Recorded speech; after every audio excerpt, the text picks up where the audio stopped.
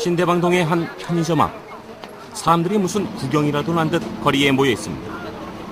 버스 한 대가 전신주를 들이받아 멈춰 서 있고 승용차 운전자는 얼굴에 피를 흘린 채 쓰러져 있는데요. 도대체 무슨 일이 일어난 걸까요? 당시 현장 상황으로는 45인승 버스가 중앙선을 넘어 인도에 있는 전신주를 들이받아 있는 상태였고 그 옆에 마티즈 차량 안에 50대로 추정되는 요 구조자가 머리에 출혈이 있는 상태로 차량 안에 갇혀 있었습니다. 버스와 부딪힌 충격으로 앞유리에 금이 간 승용차. 그 안에는 50대 여성이 타고 있습니다.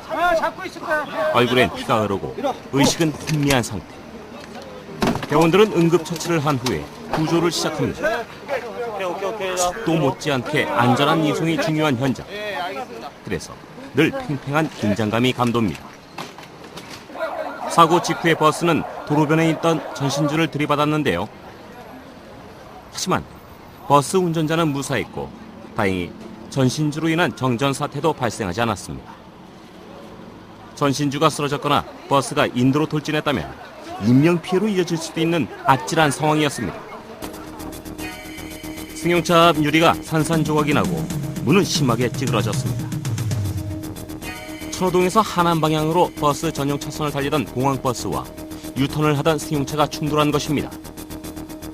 이 사고로 승용차 운전자와 동승자 등 2명이 다쳐 병원으로 옮겨졌습니다. 두 사고 모두 승용차 운전자의 부주의로 일어난 사고였지만 시민들이 이용하는 버스에서 일어난 사고라는 공통점이 있습니다. 마을버스를 포함한 서울 시내버스의 하루 이용객 수는 약 600만 명. 이용객이 많은 만큼 버스를 포함한 대중교통사고도 꾸준히 증가하고 있는데요. 2008년부터 2010년까지 버스를 포함한 대중교통의 사고가 11만 1,799건 발생해 1,610명 사망한 것으로 나타났습니다. 사고 원인을 분석해보면 안전운전 불이행이 18,000여 건으로 가장 많았고 안전거리 미확보가 6,288건, 신호위반이 4,019건으로 나타났습니다. 지하철 다음으로 많이 이용하는 대중교통인 버스. 하지만 운전자의 부주의로 주변 운전자의 배려심 없는 행동으로 크고 작은 사고들이 끊임없이 발생하고 있습니다. 특히 버스 사고는 많은 시민들이 이용하는 만큼 한 번 사고가 발생하면 대형 인명피해로 이어질 가능성이 큰데요. 예기치 않은 사고에 대처하는 방법은 무엇일까요? 버스와 승용차의 사고는 많은 인명피해가 나기 때문에 사전 예방이 굉장히 중요합니다. 버스 운전자는 정류장과 중앙차로로 이동 시 차선 변경에 유의하고 일반 차량 운전자는 버스와의 안전거리 유지 및 양보 운전으로 사고를 미리 예방하도록 해야겠습니다. 편리한 서비스와 친절로 시민들의 사랑을 받고 있는 버스. 하지만 가장 중요한 것은 시민의 안전이라는 것 꼭 기억해야겠습니다.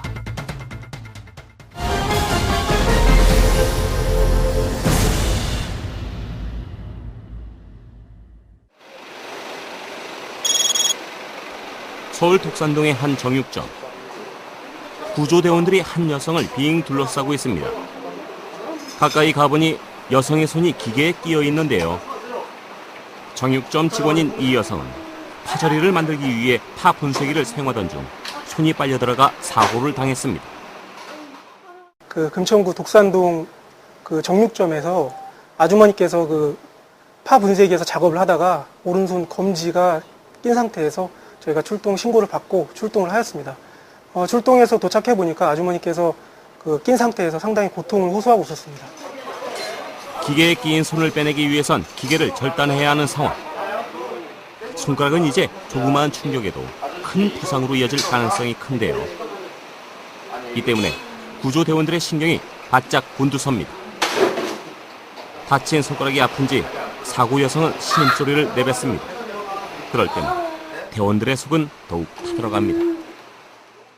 일단 기계에서 이제 손이 껴있는 스크류 부분을 분해하는 작업을 시작하는데 아주머니가 너무 고통을 호소하니까 일단은 병원에 갈 수 있도록 기계와 스크류 부분을 분리해서 병원으로 이송 후에 구조 작업을 한 지 10여 분.